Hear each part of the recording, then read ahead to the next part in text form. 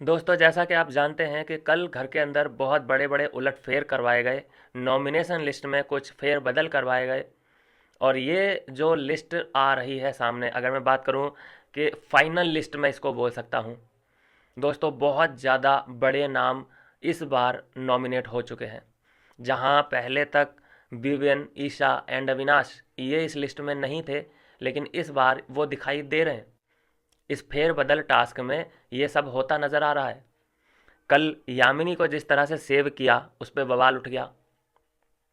कशिश ने जिस तरह से रजत को नॉमिनेट किया, उस पर सभी घर वाले हैरान थे। और कशिश ने एक तरीके से बॉम्ब ब्लास्ट किया, अपनी लाइमलाइट ली, अपनी फुटेज बनाई। अब पता चला है कि हाँ, कशिश भी घर के अंदर है। नहीं तो अगर वो फेयर फेयर फेयर गेम खेलेगी तो फिर लोग समझ ही नहीं पाएंगे कि असली कशिश है कौन सी। कशिश को जाना जाता है धोखेबाजी, छुरा घोंपना, अपनी ब्लंट आवाज़ से सामने वाले का मुंह बंद कर देना। अब ऐसा नहीं करेगी तो फिर उससे रिलेट नहीं कर पाएगी उसकी ऑडियंस। तो कल का तो आपने सीन देखा ही है, लेकिन एक जो लास्ट में मुझे इस बोर्ड पे तस्वीर लगी हुई दिखाई दे रही है, क्योंकि जो तस्वीर हटानी है जिसको आप बचाना चाहते हो, बाकी दूसरे की लगानी है जिसको आप नॉमिनेट करना चाहते हो। तो फाइनल जो दिखाई दे रहा है बोर्ड पे, इन लोगों की जो तस्वीर दिखाई दे रही है मुझे, इसमें देखिए, अविनाश है, रजत है, चाहत पांडे, विवियन, दिग्विजय, ईशा, शिल्पा एंड करण, ये लोग मुझे लास्ट में दिखाई दे रहे हैं। अब मैं इस पे मुहर तो नहीं लगा सकता कि फाइनल यही है, अभी नाम आने बाकी हैं, लेकिन प्रोमो में आप देख सकते हैं कि लास्ट में इन्हीं लोगों की तस्वीर चिपकी हुई है। क्या इसमें भी कुछ एडिटिंग हो सकता है? पॉसिबिलिटी है। लेकिन अगर मान लीजिए कि यही लोग रहते हैं, तो इसमें जो नई एंट्री हुई है मैं उसके बारे में बात करना चाहूँगा। नए लोग आए हैं इसमें, अविनाश, विवियन एंड ईशा, ये लोग आए हैं। और यामिनी इसमें से आउट है, श्रुतिका आउट है, एंड चुम, यस, इसमें चुम भी आउट है। तो ये तीन लोग बाहर गए हैं और ये तीन लोग अंदर आए हैं। आप समझ रहे हैं कितना बड़ा फेर बदल, उलट फेर ये हो चुका है। लेकिन अगर मैं इसमें बात करूं सबसे कमज़ोर कंटेस्टेंट की, कि भाई ठीक है, अविनाश सेफ है, विपिन को वोट मिल जाएंगे, ईशा को भी मिल जाएंगे, लेकिन अगर नहीं मिलेंगे तो किसको नहीं मिलेंगे? आंटी जी को नहीं मिलेंगे दोस्तों। शिल्पा जी को इसमें वोट नहीं मिलने वाले। आई मीन वोट पड़ेंगे, लेकिन इतने नहीं पड़ेंगे कि इन लोगों को बीट कर पाएँ। तो इस बार शिल्पा जी के लिए बहुत बड़ी मुश्किलें खड़ी हो सकती हैं इस वीकेंड के बार पे। और अब दूसरा जो एक थ्योरी है वो ये भी कहती है कि ये इतने स्ट्रांग नाम हैं कि इनको बिग बॉस जाने नहीं देंगे। क्या इनको, इनमें से किसी को भेज के, क्या वो यामिनी को आगे लेके जाएंगे? क्या ईडन रोज को आगे लेके जाएंगे? क्या श्रुतिका को आगे लेके जाना चाहेंगे? नहीं दोस्तों, ये लिस्ट में कुछ ना कुछ तो एडिट होगा। या फिर ऐसा हो सकता है कि बोलते हैं कि भाई ये तो मेरा बहुत बड़ा जोक था, मैं तो आपको ये आईना दिखाना चाहता था कि श्रुतिका को जो तुमने चुन लिया है। कल हमने देखा था किस तरह से टोंटबाजी मारना बिग बॉस ने शुरू कर दिया था, क्योंकि वो बर्दाश्त नहीं कर सकते श्रुतिका की आवाज़ को। हम सब ने देखा कि कल टास्क में किस तरह से इन्होंने बहुत नज़ाकत के साथ किया। ज़्यादा सीरियसली टास्क को लिया नहीं, इनकी प्लानिंग प्लॉटिंग कुछ भी अच्छे से दिख नहीं रहा था, वर्क अच्छे से ये लोग नहीं कर रहे थे। कोई भी श्रुतिका पे ध्यान ही नहीं दे रहा था, वो आराम से अपनी टोकरी में ऐसे बैठी है। किसी ने भी ये ज़रूरत नहीं महसूस की कि इसको हटाया जाए, इसको निकाला जाए, जिसकी वजह से बिग बॉस थोड़े से खपा नजर आए और थोड़े समीकरण जानने की कोशिश करी कि क्या थे ये समीकरण, क्या थे। अनडिजर्विंग आदमी कैसे बन गया टाइम गॉड? क्योंकि यहाँ से कंटेंट नहीं चाहते ना, क्योंकि इरिटेशन पैदा करती है ये लड़की। अब इसकी आवाज़ सुन सुन के जो ऑडियंस है वो इरिटेटेड होगी कि यार क्या है ये। तो एक हफ्ता कैसे झेला जाएगा इसको? लोग सोच सोच के इसी बात से परेशान हैं।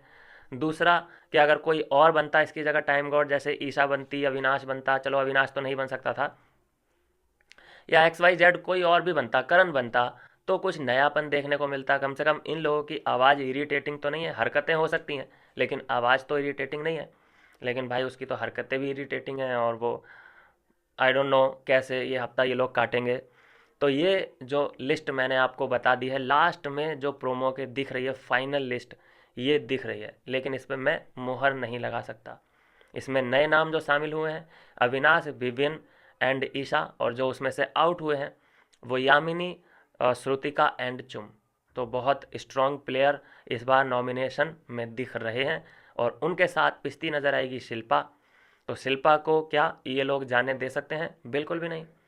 शिल्पा का गेम पहले से बोलती तो आई है कि मेरे को गेम समझ नहीं आती, गेम समझ नहीं आती, लेकिन जब समझ में आई है कि अरे ये यामिनी को निकाल रहा है और मेरे को अंदर ही, मतलब मैं नॉमिनेशन में ही अगर रह जाती हूँ तो मेरे पे खतरा आ जाएगा, क्योंकि यामिनी को कमज़ोर मानते हैं। अब यामिनी अंदर रहती तो मैं सेफ थी, क्योंकि फिर उसका नंबर लग जाता। लेकिन यामिनी को सेव करने के बाद मुझे तो ऐसा, मैं मतलब शिल्पा का तो ऐसा महसूस हो रहा है कि जैसे शेरों के पिंजरे में इसको, बकरी को छोड़ दिया गया हो।